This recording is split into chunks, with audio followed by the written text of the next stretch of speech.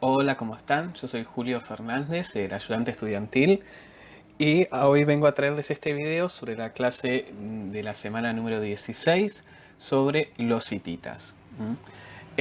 Para este tema vamos a ver el libro que ya conocido de Amélie Court, El Oriente Próximo en la Antigüedad, el volumen 1, el capítulo número 5.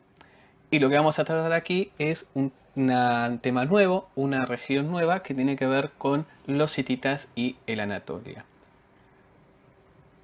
Por eso, primeramente, vamos a ubicarnos en tiempo y espacio. Vamos a ver cómo es que la autora distribuye el tiempo, ¿no?, entre esto de los prehititas, reino antiguo, reino medio y el imperio hitita. Vamos a ver que este desarrollo de estos reinos, el imperio, se va a prolongar durante aproximadamente unos 6 siglos, ¿no? Y la ubicación es una ubicación que no hemos desarrollado mucho, que tiene que ver con la región de el Anatolia. Aquí en este mapa pueden observar el imperio hitita, que es los tonos grises. El gris más oscuro van a ser los límites del reino antiguo, y el gris claro va a ser como su máxima expansión hacia la época del imperio hitita. Y también van a ver en ese círculo amarillo, van a ver lo que es el reino de Mitanni, y luego en el círculo rojo van a ver a Egipto en el periodo del Reino Nuevo, que es la máxima expansión que va a llegar a tener, pero eso lo vamos a ver más adelante en la materia. Con respecto a los mapas, ustedes en el mismo texto de Kurt tienen un mapa completo sobre diferentes lugares de Anatolia. Asimismo, el cuadernillo también tiene otros 2 mapas como para poder ubicarse en esta región que, como dije, no la hemos tratado tan profundamente como otras regiones como la Mesopotámica, Egipto o el Levante. Algunas regiones a tener en cuenta en su ubicación para detectar, por ejemplo, podemos ver aquí la zona de Hatti, en el casi centro de la península. Arsagua, ahí en el sur occidental de la costa del Mediterráneo.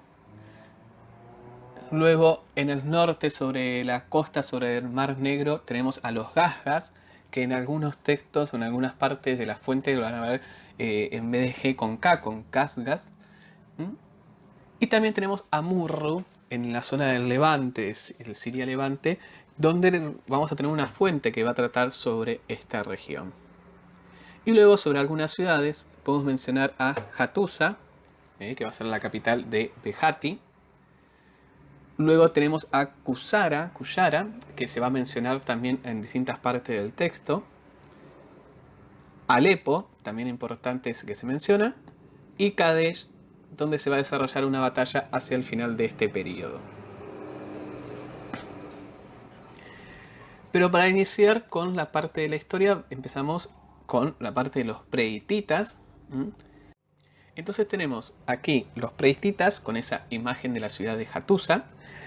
Y aquí la autora nos presenta cómo era la región de el Anatolia para aquella época. Nos dice que la región de la Anatolia era una región de varios reinos, era una serie de estados independientes con una ciudad líder, ¿no? Y ese estado independiente va a recibir el nombre de país. Por ejemplo, el país de Alsagua, el país de los Gasgas y demás. Eran dirigidos por un príncipe y la institución principal era un palacio, por eso que eran un sistema palatino. Había una relación estable entre sí, lo que permitía el comercio con los paleoasirios, por ejemplo, con Ashur. Y había lazos comerciales y también culturales. Había un idioma en común y también algunas deidades en común, como así también toda una cultura en común en toda esta región. ¿Cuáles eran los reyes de importancia? Por ejemplo, tenemos a Pitana de Cuyara, que es quien comienza un proceso de conquista, ¿no? Va a expandir su poder hegemónico, hacia otras ciudades de alrededor, entre ellas la ciudad de Hattusa, como la que vemos en la imagen. Y luego está su hijo, Anita, que recibe el título de Gran Príncipe al conquistar Puruyanda, que Puruyanda era la ciudad hegemónica de la región. Por lo tanto, la conquista va a producir algunos cambios regionales y a su vez, como una ciudad al estar dominando hegemónicamente a otros y territorialmente a otros, va a empezar poco a poco un proceso de concentración del poder. Y este proceso de consolidación del poder va a generar la aparición del reino antiguo, donde una de sus características es la consolidación del Estado hitita. ¿Cómo va a estar conformada esta organización estatal? Por ejemplo, el Labarna o Tabarna, aparece escrito de las dos maneras, que pasa a ser el gran rey. Además estaba la Tahuanana, que era la reina, que también va a ser mencionada en varias de las fuentes que vamos a ver. Y este Labarna, este gran rey, era el sacerdote supremo. Hay que destacar que no hay una divinización del rey, sino que este era un sacerdote, era un nexo entre la deidad y las personas, y va a ser después de que fallece que va a llegar a ser justamente un dios. Era él quien comandaba las campañas militares. Vamos a ver que esta era una época de gran movimiento militar, de gran expansión militar. Y también era él el que realizaba los tratados, que los tratados eran una característica específica acá de los hititas que vamos a ir viendo a lo largo de toda la fuente y todo el texto. Luego de en la consolidación del Estado tenemos la Panku, que era la asamblea, que la asamblea estaba formada por una aristocracia de lazos de sangre con los reyes y se reunía por orden de rey y era de carácter consultivo, ¿no? Estaba formado por esta aristocracia, por hijos de rey, miembros de reyes, los grandes, jefes militares también, y eran quienes aconsejaban a los reyes, pero no tenían una autoridad en sí. Y luego tenemos a los jefes militares, que va a ser un estrato importante dentro de la sociedad con esto de esa sociedad expansiva, militarizada que van a tener los hititas. Y dentro de las fuentes vamos a empezar a ver, por ejemplo, aquí la fuente de Hattusili I, que está en el texto de Amelicur, que es donde vamos a empezar a ver cómo estaba desarrollado esta consolidación del Estado, cómo estaba formado, se va a empezar a ver en esta fuente de Hattusili. La fuente dice: así habla Tabarna Hattusili, el gran rey, rey del país de Hatti, el hombre de Kusara. Reinó como rey en el país de Hatti, él, el hijo del hermano de Tahuanana. Marchó contra la ciudad de Sanahuita, al sureste, y la destruyó, pero arrasó las regiones. Después marché contra Sarpa y la destruí, y me llevé conmigo a sus dioses y 3 carros Mandanu de 2 ruedas que entregué a la diosa del sol Arrisma, la deidad femenina más importante del panteón hitita. O sea, aquí estamos viendo un poco su legitimización, quién era, y además estamos empezando a ver la importancia de los carros de guerra, ¿no? La importancia de poseer uno, la importancia de llevárselos de los territorios conquistados. La fuente sigue diciendo: al año siguiente, sin embargo, marché contra Alzagua y robé sus vacas y sus ovejas, pero a mis espaldas llegó el enemigo desde Hurri y entró a mis tierras. Entonces todos los países que me declararon su hostilidad, y solo me quedó la ciudad de Hattusa.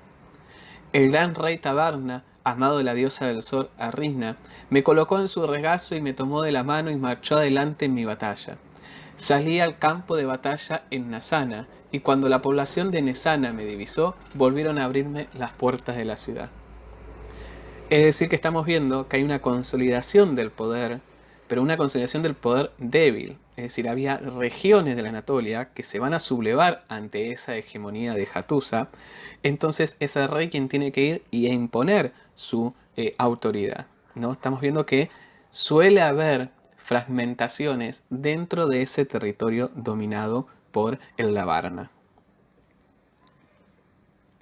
Y luego termina: al año siguiente marché contra el país de Saruma y arrasé Saruma. Contra Hasugwa marché y el pueblo de Hasugwa se enfrentó a mí en el campo de batalla. Tropa del país de Halab, Alepo, había con ellos ayudándoles. Me atacaron el campo de batalla y luché contra ellos. A los pocos días crucé el río Puruna, Éufrates, y con mis pies pisoteé al país de Hasura, como un león, y como un león los desbaraté y lo cubrí de polvo y me llevé todas sus posesiones y llené Hattusa con ellas. Es decir, la importancia de Hattusili no solamente es que logró dominar las rebeldías que estaban llevándose adelante dentro del reino de Hatti, sino que incluso va a tratar de expandir ese dominio, de conquistar nuevas tierras, y fíjense hasta dónde llega. llega, por ejemplo, hasta el Éufrates. Entonces acá llegamos a un momento de gran expansión. Vamos a ver que hay una expansión hacia el norte, hacia las tierras de los surritas, el reino de Mitanni. También va a haber una expansión hacia Siria, donde va a conquistar territorios de varios reyes. Y también se va a producir este proceso continuo de los deportados, que estos deportados son enviados a trabajos a los campos de los templos y son presentados como aquellos que han sido liberados de las órdenes de sus reyes. Es decir, va a haber traslados de estas zonas conquistadas hacia la zona central de la Anatolia, hacia Hatti. Y luego va a estar también, por motivos de esta expansión, una búsqueda de recursos. Recursos que van a estar llevados por ejemplo, por esta mano de obra, por tierra, por tierras para el trabajo, y también minas de cobre y de estaño para la producción de bronce.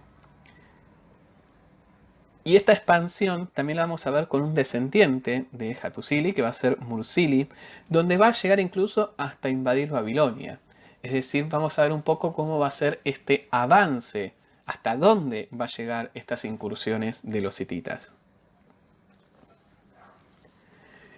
Y aquí pasamos al Reino Medio, donde nos va a contar un poco cuál va a ser el motivo de este salto, ¿no?, del reino antiguo al Reino Medio a través del edicto de Telipinu, que lo vamos a encontrar en el cuadernillo, donde va a hablar un poco de los conflictos que se van a ir produciendo en las épocas anteriores a él y cuáles son las medidas que él va a tomar para eso. Por ejemplo, va a decir que Siddhanta subió como Jantili e hicieron una acción malvada. Mataron a Mursili y derramaron sangre. Cuando Jantili se hizo viejo y estuvo a punto de convertirse en dios, Siddhanta mató a Pilleni, el hijo de Jantili, y a sus hijos, y mató también a sus siervos más importantes. Siddhanta se convirtió en rey, pero los dioses que hicieron venganza por la sangre de Pilleni, los dioses hicieron que su hijo, Amuna, fuera enemigo, y él mató a su padre Siddhanta. La sangre de la gran estirpe se extendió. La reina Ishtaparilla murió, y después murió el príncipe Amuna. Los hombres de los dioses iban diciendo: en Hattusa la sangre se ha extendido. ¿Qué es lo que nos está diciendo esta parte? Justamente, hay una red de asesinatos, hay todo un complot de asesinatos entre parientes. Hay como una pelea por el control, ¿no? La autora va a decir que esta gran expansión generó incluso una gran pelea por el poder territorial. Y esto es lo que nos está mostrando esta fuente. Que la fuente también nos habla de eso, nos habla de cómo estas matanzas, estos regicidios que se van a producir en el palacio, van a llevar a la debilidad del reino. Es por eso que Telipinu va a decir: entonces yo, Telipinu, convoqué en Hattusa la asamblea.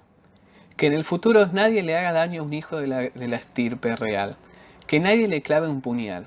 Solo sea rey el hijo príncipe de primer rango. Si no hay un hijo de primer rango, que sea rey quien es hijo de segundo rango. Si no hay un hijo varón, tómese un marido para una hija de primer rango y que éste sea rey. En el futuro, aquel que sea rey después de mí, que sus hermanos, sus hijos, sus parientes adquiridos y los hombres de su estirpe y sus soldados permanezcan unidos. ¿Qué es lo que está pidiendo acá? Establece un orden de herencia, establece cómo tiene que ser el procedimiento sucesorio. Con eso también nos está indicando que antes de él no había un proceso sobre quién era el heredero, sino que seguramente era la Varna, el rey, quien lo elegía. En cambio ahora va a haber un procedimiento que va a estar legitimado a través de la asamblea. Y sigue: quien quiera que sea que haga mal entre sus hermanos o hermanas y actúe contra la persona del rey, convoque a la asamblea. Luego que su sentencia se haga pública, él debe responder con su cabeza, mas no debe matarse en secreto, ni debe causársele daño a su casa, ni a su mujer, ni a sus hijos. Si un príncipe peca, que pague con su cabeza, pero a su casa y a sus hijos no debe causárseles daño. Aquello por lo que un príncipe muera no afecta a sus casas, sus campos. Esta es una manera que él va a encontrar para frenar toda esa red de asesinatos. O sea, lo que está diciendo aquí es que no se cobre como una venganza por el asesinato, sino que se acuse únicamente a quien lo comete y no al resto. Él está acá buscando una manera de frenar esa red, de garantizar la herencia y de también establecer cuáles van a ser los castigos y cuáles no serán los castigados. Pasamos al periodo del Imperio Hitita, que va a ser una época de gran expansión territorial y de influencia política. Era una época donde había una expansión, va a ser una época donde los hititas van a empezar a tener unas relaciones exteriores muy importantes con el reino de la región, no solamente vecinos, sino más allá de sus fronteras, sus fronteras próximas.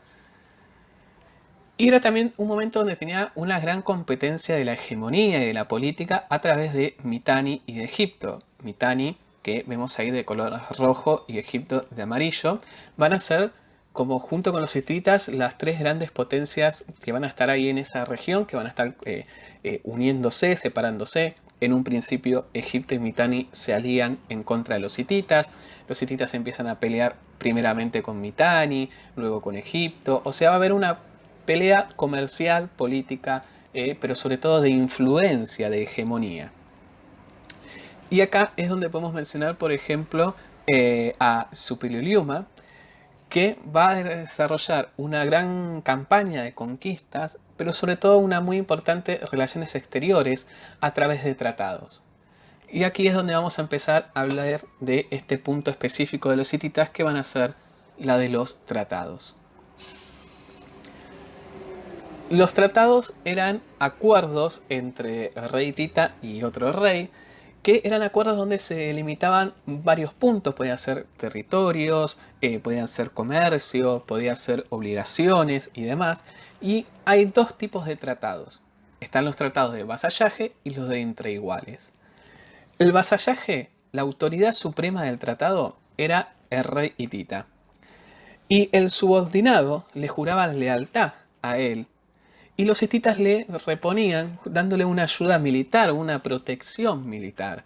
A cambio, el otro rey, el vasallo, debía justamente enviarle un tributo anual y otras prédicas que se van a establecer en el tratado.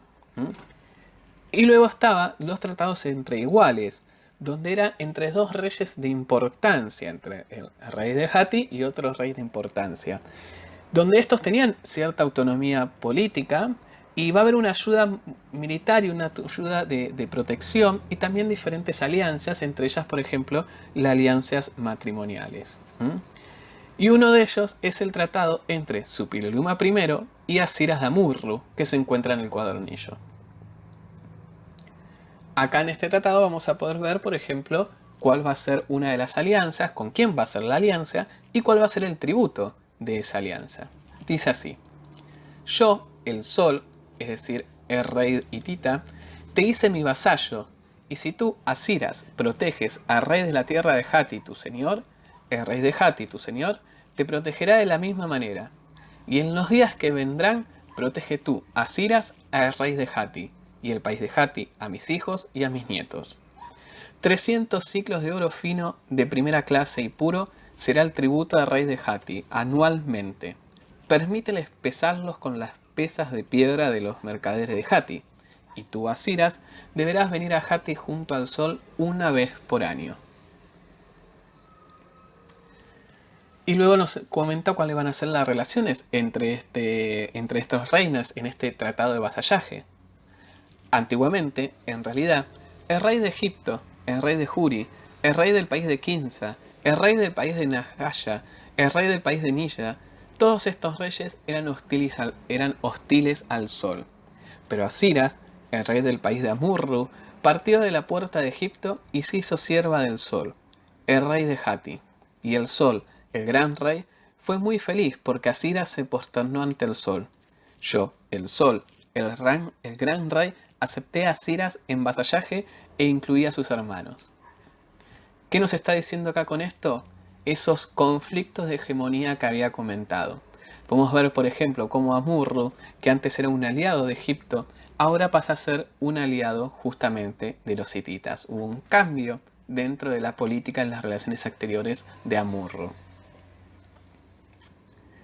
Y el tratado va a establecer una protección. El tratado va a decir: cuando el rey de Hatti esté en campaña en el país de Hurri, o en el país de Egipto, o en las tierras de Caradunias, o en el país de Astata, o en el país de Alci, países fronterizos de tu territorio, pero enemigos del sol, países que están en paz contigo, pero fronterizos de tu territorio, cuando el país de Kinsa y el país de Nujaya se den vuelta y vayan a la guerra contra Hatti, y si tú escribieres a tu enemigo: mira, tropas y carros de Hatti están atacándome, así permanece en guardia, con eso tú transgredirás el juramento. Es decir, que si el rey de Amurru avisa a estos reinos que los hititas van a ir a atacarlos, está rompiendo el juramento.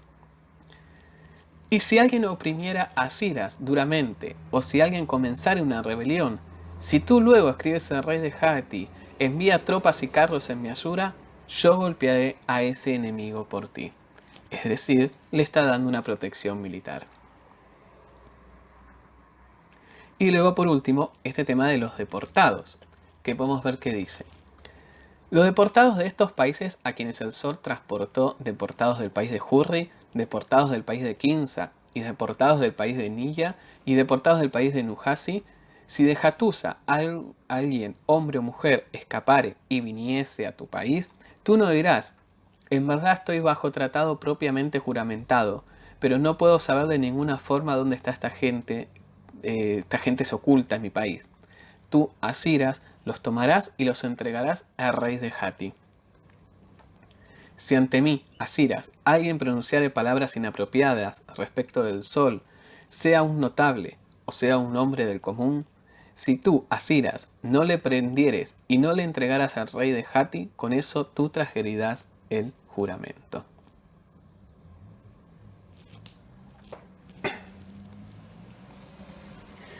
Y también de esta época, de los hititas, es donde vamos a ver el momento de mayor expansión territorial. Vamos a ver cómo la gran hegemonía, mientras Mitanni va desapareciendo, se va convirtiendo entre los hititas y Egipto.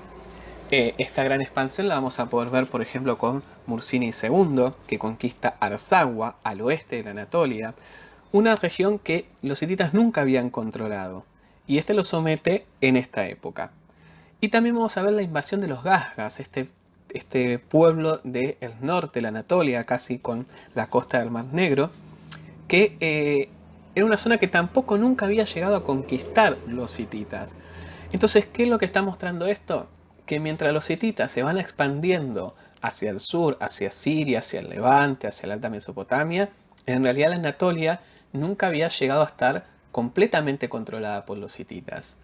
Si a esto le sumamos esos conflictos internos, estamos viendo que los hititas internamente estaban teniendo como unos conflictos, como que la historia hitita constantemente está hablando de que la región Anatolia fue muy difícil de controlar para los reyes de Hatti.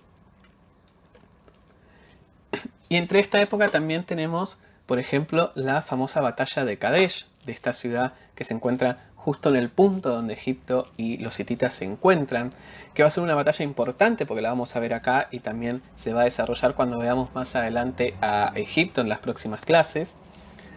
Y que esta batalla de Kadesh va a ser importante, va a ser llevada adelante por Mutawali, donde aquí quien va a ganar la hegemonía de esta zona, quien va a ganar esta batalla, va a ser los hititas, porque los hititas van a seguir con la hegemonía regional en la zona de Siria.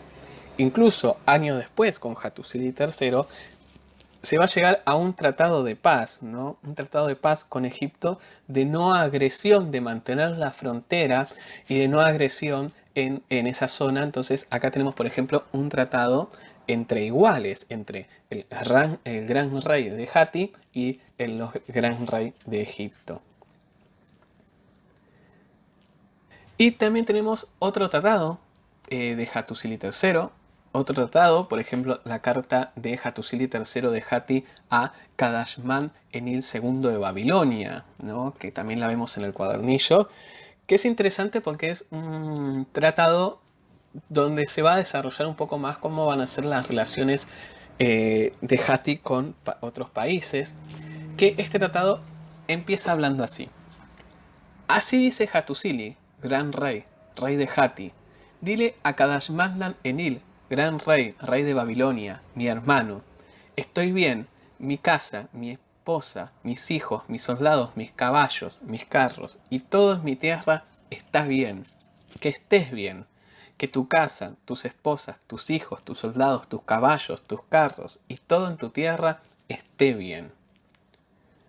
¿Qué nos está diciendo esto? Es un tratado entre iguales. Es un tratado entre el gran rey de Hatti con el gran rey de Babilonia. Es decir, no es un tratado de vasallaje, es un tratado entre iguales. Y este es un tratado que Hattusili quiere repetir. Es un tratado que ya existía antes de él y que quiere repetir y que lo marca con el siguiente párrafo, cuando dice: cuando tu padre y yo establecimos relaciones de amistad y llegamos a querernos como hermanos, no nos convertimos en hermanos solamente por un día. ¿Acaso no establecimos relaciones fraternales y amistosas a perpetuidad? Establecimos pues un acuerdo entre nosotros como el siguiente: somos mortales, el sobreviviente protegerá al hijo de aquel de nosotros que primero haya ido a su destino. Y lo que quiere aquí Hattusili es recuperar esa vieja alianza. Por eso es que nos dice: hermano, déjame preguntarte, ¿los oprimí como si ustedes fueran mis súbditos? ¿La gente de Babilonia alguna vez oprimió a la gente de Hatti? A la inversa, ¿la gente de Hatti alguna vez ha oprimido a la gente de Babilonia? Les escribí con buenas intenciones. La progenie de mi hermano, Karadashman Turgu, será protegida. Es decir, un hermano, un igual. ¿Acaso los hititas invadieron Babilonia? ¿Los babilonios invadieron hititas? No, porque había un pacto previo, y ese pacto era entre iguales. El rey de Asiria te tiene tus mensajes de modo que tú, mi hermano, no puedes cruzar a mi tierra. Mi hermano, tú eres un gran rey. Mira, mi hermano, cómo te envío mis mensajeros debido al amor hacia mi hermano, mientras mi hermano no me envía sus mensajeros. Solo si dos reyes son hostiles, sus mensajeros no viajan continuamente entre ellos. ¿Por qué mi hermano has interrumpido el envío de mensajes? Es decir, que acá nos está marcando que hubo algo que rompió esa alianza que se encontraba antiguamente. Entonces aquí Hattusili empieza a hablar de sus buenas intenciones. Cuando tu padre y yo establecimos relaciones fraternales y nos volvimos hermanos, nosotros dijimos lo siguiente: somos hermanos, seremos hostiles frente al enemigo de cada uno de nosotros y con los amigos de cada uno actuaremos amistosamente. Y cuando el rey de Egipto y yo nos enojamos con uno respecto al otro, escribí a tu padre, Kadashman Turgu: el rey de Egipto se volvió hostil hacia mí, y tu padre me escribió lo siguiente: si tus tropas marchan contra Egipto, entonces iré contigo. Acá nos está hablando entonces de las relaciones que había, por ejemplo, anteriormente, las cuales él quiere recuperar. Y entre esa recuperación de esa alianza, también están ciertos pedidos. Una vez afianzada esa alianza, el Hattusili le pide al rey babilónico. Por ejemplo: quiero hacer imágenes y ubicarlas en los cuartos familiares. Mi hermano, envíame un escultor. Cuando el escultor termine las imágenes, lo devolveré y él irá de nuevo a casa. ¿Acaso no devolví a los escultores previos y acaso no volvieron a Kusudanta Turgu? Mi hermano, no retengas al escultor. Acá también nos está diciendo que ha habido otros momentos de paz. ¿Por qué no puede haber más momentos de paz? Nos está hablando un poco también acá de la confianza que tiene que haber entre estos dos reinos. Y comenta: además, mi hermano, envíame caballos, en particular fuertes potros sementales. Los sementales que tu padre me envió y los caballos que mi hermano me ha enviado hasta ahora eran buenos, pero no tan fuertes. Caballos viejos, los inviernos son duros en Hatti, y el caballo viejo no sobrevive. Esto es interesante porque nos muestra también un poco la importancia del caballo, obviamente, para la guerra. Entonces, por eso aquí podemos ver toda esta alianza y todos estos pedidos entre dos reyes de igual rango. Pero también poco tiempo después es cuando se va a desarrollar la caída del reino hitita, de la cultura hitita, Entonces podemos hablar acá un poco de cuál era la caída e importancia del reino. ¿Cuál va a ser un poco la decadencia? La decadencia va a estar dada por relaciones exteriores y también internas.